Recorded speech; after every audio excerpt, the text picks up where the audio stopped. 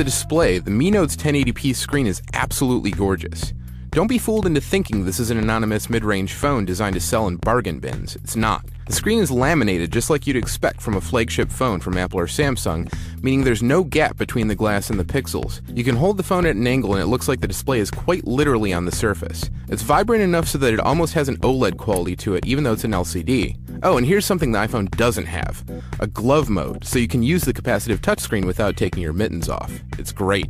But it's not just about the screen. The Mi Note is exquisitely constructed. It's weird to be using a phone from a brand that didn't exist 5 years ago and have it feel basically as solid as the best smartphones on the market. I might argue that the volume rocker is a tad fidgety, but otherwise it's smooth glass married perfectly to chamfered metal edges.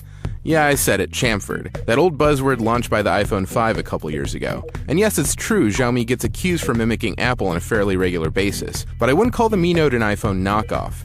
It might borrow a cue or two from the iPhone 5, but the curved portions of the back make it look and feel notably different. If anything, it's a dash of iPhone 5, a dash of Galaxy Note 4, and some Xiaomi originality all mixed together. In the end, you get a big phone that legitimately looks and feels like a flagship device. If the Galaxy S6 being announced in a few days looked anything like this, honestly, Samsung would be doing alright for itself. If I have a problem with the Mi Note's design, though, it's that it's a little too sterile. The Mi Note combines so many tasteful, understated design elements that there's just very, very little room for character. It kind of screams generic flagship smartphone. And that's fine, I guess, but if you're looking for something quirky, you're not going to find it here. And Xiaomi might have trouble finding its calling card if it keeps this up. Unless you're Apple, I'm not sure you can hang an entire brand on something that looks this simple. Basically, I'm saying that I don't think I'd be able to pick a Xiaomi phone out of a lineup. Now take basically all of my sentiments about the hardware and carry them over to the software.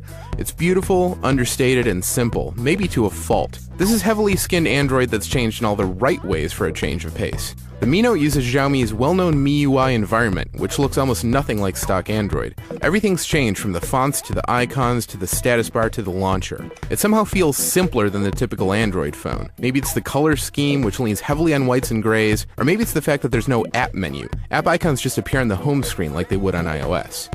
Seriously, this phone feels like a contender. It's really good, and I can imagine Xiaomi making even better stuff over the next few years. But I still think they're smart in steering clear of the US market.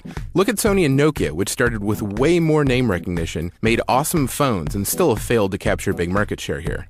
Could that change over time? Sure, the big players in the US phone market today are completely different than they were a decade ago.